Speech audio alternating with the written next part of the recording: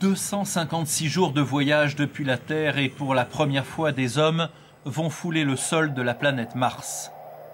C'est le scénario de l'expérience et effectivement, il y a 1 heure, 2 astronautes ont fait leur apparition dans le hangar qui reproduit le sol martien. Lors de cette première sortie, les chercheurs étudient comment les 2 hommes arrivent à se mouvoir dans leur combinaison de 32 kg après une longue période d'isolement. Depuis juin dernier, les 6 volontaires sont enfermés dans ce laboratoire de Moscou, sans lumière extérieure, sans air frais. Dans l'équipage, un Français, Romain Charles, un ingénieur de 32 ans. Il semble en bonne forme, quoique amaigri. Dans son dernier message, il raconte combien la nature commence à lui manquer.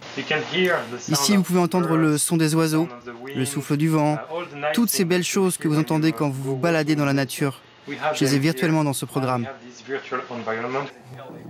Des expériences biologiques et médicales sont menées en permanence, mais les promoteurs du projet veulent surtout observer les conséquences psychologiques d'un tel isolement. L'expérience menée ici à l'Institut médico-biologique de Moscou est donc un premier pas.